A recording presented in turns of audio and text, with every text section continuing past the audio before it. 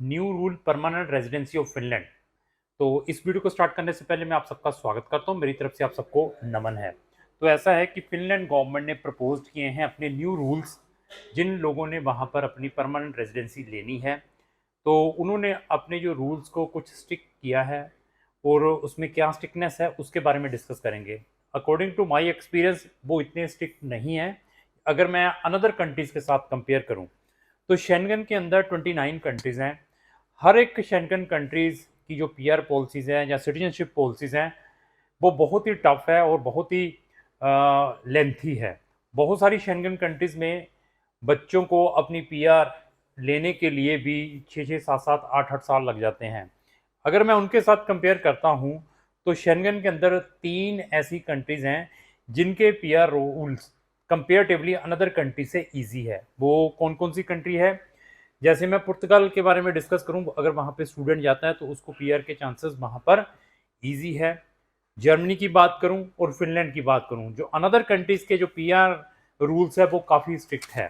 तो अभी जो न्यू रूल्स वहां की गवर्नमेंट ने प्रपोज किए हैं, जो कि 8 जन 2026 से इम्प्लीमेंट हो जाएंगे, वो कौन कौन से रूल्स हैं जिन्होंने वहां पर अपनी परमानेंट रेजिडेंसीज लेनी है, उनके अंदर क्या चेंजेस है।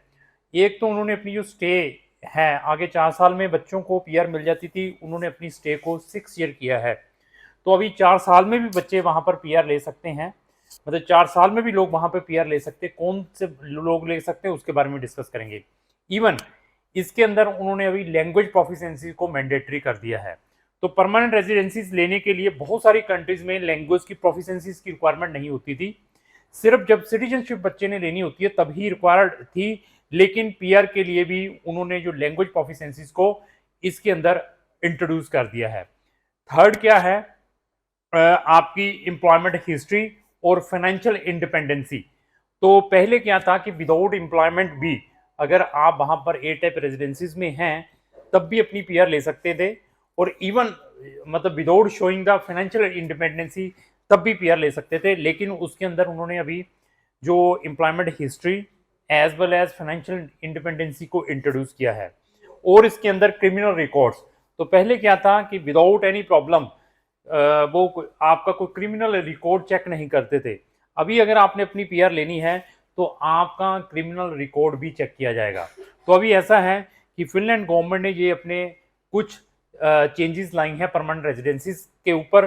वो मैं वन बाय वन आपको बताऊंगा।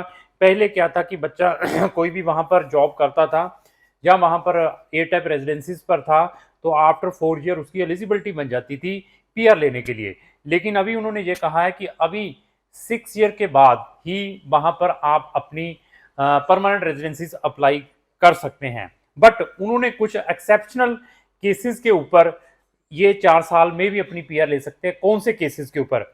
अगर आप फिनलैंड में कोई जॉब कर रहे हैं तो आपको 40,000 यूरो पर ईयर की सैलरी मिल रही है, और आपको ये सैलरी लास्ट 3 ईयर से मिल रही है, तो आप इमीडिएटली आफ्टर 3 ईयर्स के बाद अपनी परमानेंट रेजिडेंसी अप्लाई कर सकते हैं, अगर आपकी ये कंडीशन को फुलफिल करते हैं। तो अनदर कंडीशंस क्या है इसके अलावा? अगर आपकी 40,000 नहीं है तो उन्होंने कहा है कि अगर आप फिनलैंड में अपनी मास्टर डिग्री कंप्लीट करते हैं और 2 ईयर्स का आपके पास रेगुलर वहां पर जॉब है, तब भी आप अपनी जो परमानेंट रेजिडेंसी है 4 ईयर में अप्लाई कर सकते हैं। तो ये भी एक बेनिफिट है। और उन्होंने क्या कहा है, अगर आप फिनलैंड में हैं, ये दो कंडीशंस तो मैंने बता दी है, दोनों में से अगर आप कोई भी एप्लीकेबल है, 40,000 वाली नहीं है तो डिग्री के बाद 2 साल का एक्सपीरियंस तब है। थर्ड एक और कंडीशंस दी हैं। तो अगर आप फिनलैंड में हैं, आप 3 साल रेगुलर जॉब करते हैं और आपके पास high proficiency other Finnish language है या स्वीडिश लैंग्वेज है, तो आप अपनी 3 साल के बाद भी वहां पर परमानेंट रेजिडेंसी अप्लाई कर सकते हैं। तो ये तो उन्होंने बता दिया कि जो फास्ट ट्रैक वाली रेजिडेंसीज हैं 3 साल से लेकर 4 साल के अंदर भी आप कर सकते हैं। सैलरी दिखा दीजिए, सैलरी नहीं है तो आप वहां पर डिग्री मास्टर प्लस 2 ईयर का रेगुलर आपके पास जॉब है, वो भी नहीं है। तो अगर आपने 3 साल वहां पर रेगुलर जॉब की है प्लस आपके पास वहां पर high proficiency either finish language है, तो आप तब भी आप परमानेंट रेजिडेंसी ले सकते हैं। तो इन कंडीशंस में ये फास्ट ट्रैक रेजिडेंसीज भी है। और अभी उन्होंने ये भी कहा है कि अगर आप जॉब बेसिस के ऊपर अपनी रेजिडेंसीज लेते हैं, ये क्लोज बहुत इंपॉर्टेंट है उन बच्चों के लिए जो वहाँ पर पीआर अप्लाई करते हैं। तो आपने कहा कि मैंने 3 साल रेगुलर जॉब की है, एक बच्चे ने कहा कि मैंने बैचलर के बाद मास्टर के बाद 2 साल जॉब की है। तो उन्होंने ये बताया कि जो भी आपने जॉब अगर रेगुलर की है, आइदर 2 साल या 3 साल, ड्यूरिंग दैट पीरियड आपने वहाँ से कोई भी अनएम्प्लॉयमेंट अलाउंसेस क्लेम ना किया हो। अगर क्लेम किया है तो 3 महीने से ज़्यादा क्लेम ना किया हो। मीन्स अगर आपने वहाँ पर 3 साल जॉब की है तो आपने वहाँ पर ड्यूरिंग 3 ईयर्स आपने वहाँ की गवर्नमेंट से अनएम्प्लॉयमेंट अलाउंसेस क्लेम की है मोर देन 3 मंथ से ज़्यादा, तब भी आपकी एलिजिबिलिटी नहीं बनेगी। तो जो आम लोग वहाँ पर छोटा काम करते हैं, अनस्किल्ड जॉब्स में हैं, वो अगर 6 ईयर वहाँ पर रहेंगे, पहले 4 साल था, अभी 6 ईयर कंटिन्यू रहेंगे, साथ उनके पास लैंग्वेज प्रोफिशिएंसी है, तो वो तब अपनी ये परमानेंट रेजिडेंसीज अप्लाई कर सकते हैं। जो जिन्होंने फास्ट ट्रैक में करनी है तो उसके बारे में मैंने एक्सप्लेन कर दिया है। तो साथ में आपकी रेगुलर जॉब होनी चाहिए और प्लस आपके पास वहाँ पर फंड्स होने चाहिए जब भी आपने वहाँ की अपनी ये पीआर अप्लाई करनी है।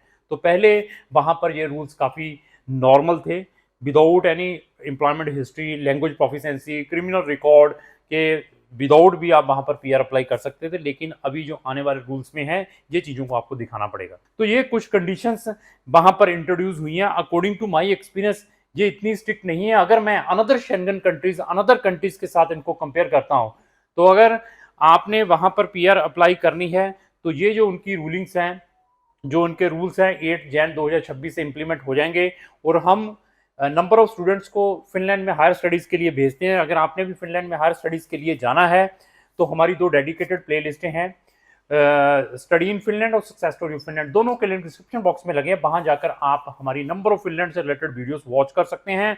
फिनलैंड से रिलेटेड जब भी कोई न्यू अपडेशंस या न्यू रूल्स आते हैं तो हम ऑलवेज अपने सोशल मीडिया के थ्रू, अपने यूट्यूब के थ्रू आप लोगों तक लेकर आते हैं। तो लास्ट मेरी यही रिक्वेस्ट है, तो अगर आपके किसी भी फ्रेंड ने फिनलैंड या फिनलैंड के अलावा भी किसी कंट्री में जाना तो उसको जो वीडियो जरूर शेयर करें।